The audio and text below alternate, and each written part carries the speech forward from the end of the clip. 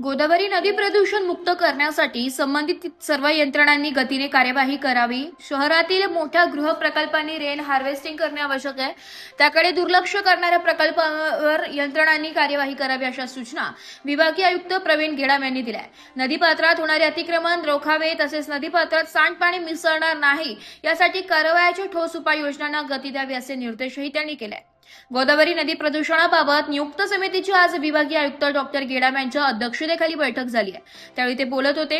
अतिरिक्त महानगरपालिका आयुक्त अमित रंजन, नाशिक विभागीय आयुक्त कार्यालयीन सहाय्यक आयुक्त विठ्ठल सोनवणे, जिल्हाधिकारी कार्यालयातील सहआयुक्त नगर परिषद प्रशासन श्याम गोसावी, जिल्हा परिषदेचे उपमुख्य कार्यकारी अधिकारी दीपक पाटील, महाराष्ट्र प्रदूषण नियंत्रण मंडळाचे प्रादेशिक अधिकारी व्ही किल्लेदार, एमआयडीसीचे कार्यकारी अभियंता कल्पेश लाहिवाल यांच्यासह जलसंपदा, भूजल सर्वेक्षण, विकास यंत्रणा, शिक्षण, सार्वजनिक बांधकाम विभागाचे विविध यंत्रणांचे प्रमुख तसेच राजेश पंडित, निशिकांत पगारे, जगबीर सिंग हे अशासकीय सदस्य उपस्थित होते। यावेळी बोलताना डॉक्टर गेडाम म्हणाले की उच्च न्यायालयाने दिलेल्या निर्देशाप्रमाणे सर्व यंत्रणांनी कार्यवाही करावी। आगामी कुंभमेळ्याच्या अनुषंगाने गोदावरी नदी प्रदूषण मुक्त करण्यासाठी विविध यंत्रणांनी त्यांची जबाबदारी वेळेत पार पाडणे आवश्यक आहे। नदीतील पाणवेली काढण्याबाबत सर्व पर्यायांचा विचार व्हावा। यांत्रिक पद्धतीने पाणवेली काढणे अथवा मनुष्यबळ वापरून संबंधित नदी क्षेत्रातील प्राधिकरणाकडे ती जबाबदारी सोपविणे यासह यापूर्वीच्या बैठकांमध्ये चर्चा झाली होती। संबंधित महानगरपालिका, जिल्हा परिषद, नाशिक महानगरपालिका, विकास प्राधिकरण, प्रदूषण नियंत्रण मंडळ, जलसंपदा, महाराष्ट्र औद्योगिक विकास महामंडळ आदी यंत्रणांनी याबाबत आता कार्यवाहीचे निर्देश त्यांनी दिले।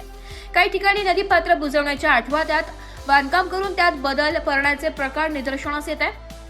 त्यावर तात्काळ कार्यवाही करावी। जलसंपदा विभागाने नदीची पूररेषेच्या अनुषंगाने माहिती वेबसाईटवर उपलब्ध करून दिल्यास नदीपात्रात झालेले अतिक्रमण तात्काळ ओळखता येईल आणि त्यांच्यावर कार्यवाही करणे सोपे जाईल असे त्यांनी सांगितले।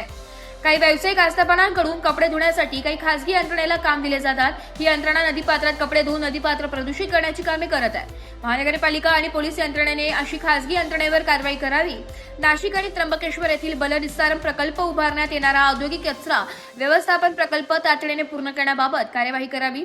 प्रकल्प पूर्ण करण्यात येणाऱ्या सर्व तांत्रिक आणि प्रशासकीय बाबी तसेच ना हरकत प्रमाणपत्र याची पूर्तता करावी असे निर्देशही डॉक्टर गेडाम यांनी संबंधित यंत्रणाला दिले। नदी किनारी कोणत्याही प्रकारे अतिक्रमण होणार नाही आणि हा परिसर प्रदूषित होणार नाही यासाठी सर्वांना एकत्रितपणे काम करण्याची आवश्यकता असल्याचे विभागीय आयुक्त डॉक्टर गेडाम यांनी यावेळी सांगितले। यावेळी विविध यंत्रणांनी केलेल्या कार्यवाहीबद्दल या बैठकीत चर्चा झाली आहे। अशासकीय सदस्य श्री पंडित, श्री पगारे आणि श्री सिंग यांनीही नदी प्रदूषण मुक्तीच्या अनुषंगाने आणि उच्च न्यायालयाने दिलेल्या निर्देशांच्या अनुषंगाने विविध मुद्दे मांडले। ब्युरो रिपोर्ट, नाशिक लोकशाही न्यूज, नाशिक।